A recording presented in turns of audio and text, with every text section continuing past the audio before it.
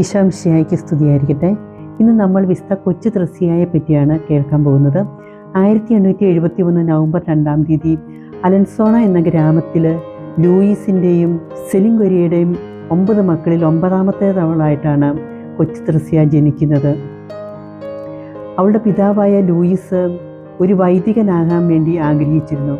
അതിനായി ബെനഡിക്റ്റൻ സന്യാസി സഭയിൽ ചേർന്നു. പക്ഷേ ലത്തീൻ ഭാഷാ പഠനം പൂർത്തിയാക്കാൻ സാധിക്കാത്തതുകൊണ്ട് വിവാഹ ജീവിതത്തിലേക്ക് കടന്നു വന്നവനാണ് ലൂയിസ്. അമ്മയായ സെലിഗൊരിയോ ഉപപിയുടെ സന്യാസി സമൂഹത്തിൽ ചേർന്ന് ഒരു സന്യാസിനിയാകാൻ വേണ്ടി ആഗ്രഹിച്ചിരുന്നു. എന്നാൽ അതിന് സാധിക്കാതെ വിവാഹ ജീവിതത്തിലേക്ക് കടന്നു വന്നവളാണ്.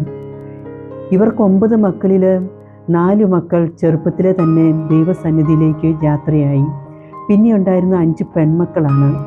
കൊച്ചു ത്രേസ്യ തീരെ ചെറുതായിരുന്നപ്പോൾ തന്നെ അവളുടെ അമ്മയ്ക്ക് അർബുദ രോഗം പിടിപെട്ടു. അങ്ങനെ 1 വർഷക്കാലം വീട്ടുജോലിക്കാരിയായിരുന്ന റോസ് തയ്യായുടെ ശിഷ്ണത്തിലാണ് അവൾ വളർന്നത്. കൊച്ചു ത്രേസ്യായ്ക്ക് 4 വയസ്സായപ്പോൾ അവളുടെ അമ്മ മരിച്ചുപോയി. പിന്നീട് അവളുടെ മൂത്ത ചേച്ചിയായ പൗലിൻ ചേച്ചിയാണ് അമ്മയുടെ സ്ഥാനത്ത് അവളെ നോക്കിയിരുന്നത്.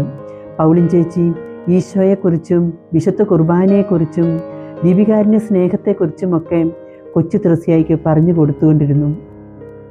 കുറച്ച് നാൾ കഴിഞ്ഞപ്പോൾ പൗലിൻ ചേച്ചി കർമ്മലിത്ത മഠത്തിൽ ചേർന്നു. അത് കൊച്ചു ത്രേസ്യായെ വളരെയധികം വിഷമത്തിലാക്കി. പൗലിൻ ചേച്ചിയുടെ വേർപാട് അവളെ വളരെ ദുഃഖത്തിലാഴ്ത്തിയെങ്കിലും ആ ദുഃഖത്തിൽ നിന്നും കരകയറാൻ അവൾ മാതാവിൻ്റെ തിരുസ്വരൂപം അവളുടെ മുറിയിൽ വെക്കുകയും കിടക്കുമ്പോൾ അവളുടെ നെഞ്ചോട് ചേർത്ത് കിടക്കുകയും ചെയ്തിരുന്നു.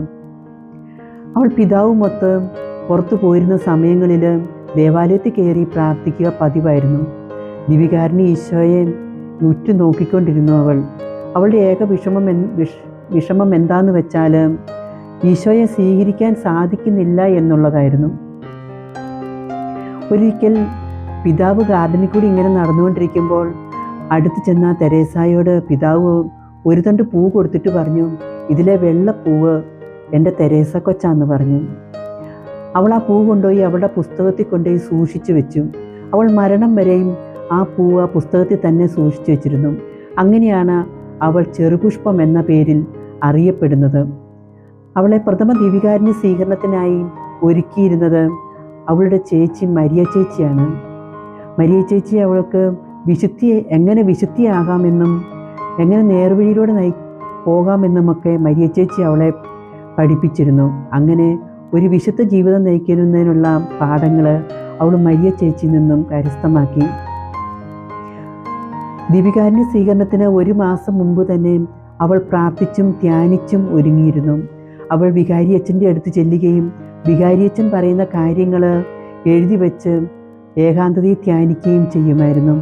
ദീപികാരുണ്യ സ്വീകരണത്തിൻ്റെ അന്ന് അവൾ പരിശുദ്ധ അമ്മയോട് പറഞ്ഞു, അമ്മേ, എൻ്റെ ദീപികാരുണ്യ സ്വീകരണത്തിന് അമ്മ എൻ്റെ അടുക്കൽ വരണം, സ്വർഗത്തിൽ നിന്ന് മാലാഖമാരെ കൂട്ടിക്കൊണ്ടുവരണം.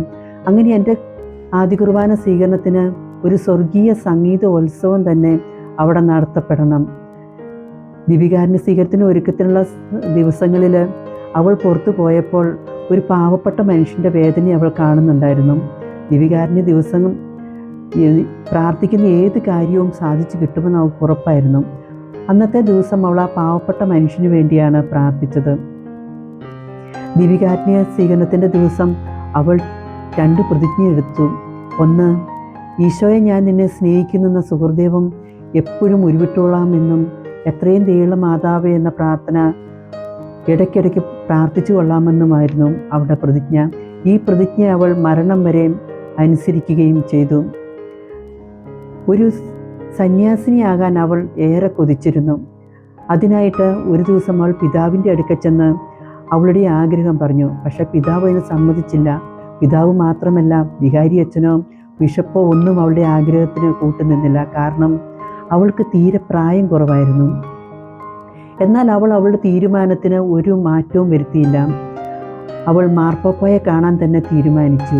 ആ കാലത്ത് ലയോ 13 മാർപ്പാപ്പയുടെ പൗരോഹിത്യ ജൂബിലി ആഘോഷത്തിനായിട്ട് പോയ തീർത്ഥാടക സംഘത്തിൻ്റെ കൂട്ടത്തിൽ കൊച്ചു തെരേസായും പോയി.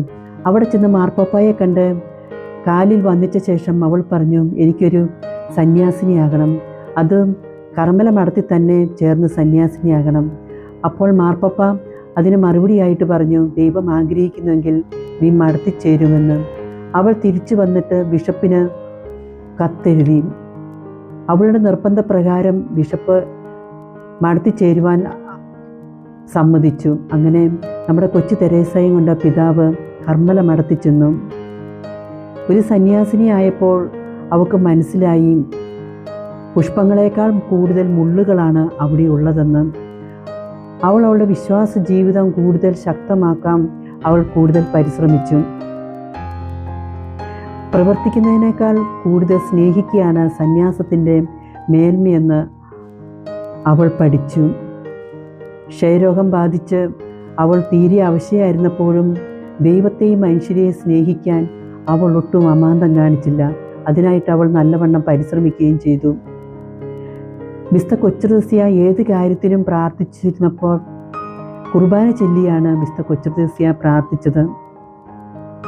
നല്ല വിഭവങ്ങൾ അവൾക്ക് കിട്ടിക്കഴിയുമ്പോൾ അവൾ അതിൻ്റെ അകത്ത് ചെന്നിനായം ഇട്ടാണ് കഴിച്ചിരുന്നത്. കാരണം ധാരാളം ആൾക്കാർ ഭക്ഷണം കിട്ടാതെ വലയുന്നവരുണ്ട്. അവരെയൊക്കെ ഓർക്കുമ്പോൾ നല്ല ഭക്ഷണം കഴിക്കാൻ കൊച്ചുത്രേസ്യയ്ക്ക് തോന്നിയിരുന്നില്ല. ലോകത്തിൻ്റെ എല്ലാ ഭാഗങ്ങളിലും പോയി 5 ഭൂഖണ്ഡങ്ങളിൽ പോയി വചനം പ്രഘോഷിക്കാനായിരുന്നു അവളുടെ ആഗ്രഹം. അവൾ ആ ആഗ്രഹം മനസ്സിൽ കൊണ്ടു നടന്നു. പക്ഷേ ഒരു കപ്പേളിയിൽ പോലും വചനം പറയാത്ത അവൾ ഇന്ന് ആഗോള സുവിശേഷവൽക്കരണത്തിൻ്റെ മധ്യസ്ഥയായി തീർന്നതെന്നുള്ള ഒരത്ഭുതം തന്നെയാണ്. ക്ഷയരോഗം വല്ലാതെ കൂടി അവളുടെ ദേഹത്തെല്ലാം ത്വക്ക് രോഗം ബാധിച്ച് വ്രണങ്ങൾ ബാധിച്ച് അസ്ഥി കാണാവുന്ന രീതിയിലായിട്ടും അവൾ അവളുടെ ദൈവസ്നേഹത്തിൽ നിന്നും അവൾ പിന്തിരിഞ്ഞില്ല. അവൾ കൂടുതൽ കൂടുതൽ ഈശോയോട് അടുക്കുകയാണ് ചെയ്തത്. അവൾ മരിക്കുന്ന സമയത്തും അവൾ ഇങ്ങനെ തന്നെയാണ് പറഞ്ഞത്, ഈശോയെ ഞാൻ നിന്നെ സ്നേഹിക്കുന്നു. 1897 സെപ്റ്റംബർ 30 വിശുദ്ധ കൊച്ചുത്രേസ്യ മരിച്ചു. 1925 വിശുദ്ധിയാകുകയും ചെയ്തു. കൊച്ചുത്രേസ്യയുടെ വിശുദ്ധ പദവിയിലേക്ക് ഉയർത്തിയെന്ന് ആയിരക്കണക്കിന് ആൾക്കാർ അവിടെ തടിച്ചുകൂടി. ആർക്കും നിൽക്കാൻ പോലും സാധിക്കാത്ത വിധം ആൾക്കാർ അവിടെ മധ്യസ്ഥം തേടി തടിച്ചുകൂടിയിരുന്നു. ആ കുടുംബത്തിൽ നിന്ന് തന്നെ അപ്പനും അമ്മയും വിശുദ്ധരായി. നമുക്കും ചെറിയ പ്രവൃത്തികൾ ചെയ്ത് വിശുദ്ധ കൊച്ചുത്രേസ്യയെ പോലെ വിശുദ്ധരാകാൻ പരിശ്രമിക്കാം. അതിനായി നമുക്ക് വിശുദ്ധ കൊച്ചുത്രേസ്യയുടെ മാധ്യസ്ഥം അപേക്ഷിക്കാം. ദൈവം എല്ലാവരെയും സമർത്ഥമായി അനുഗ്രഹിക്കട്ടെ.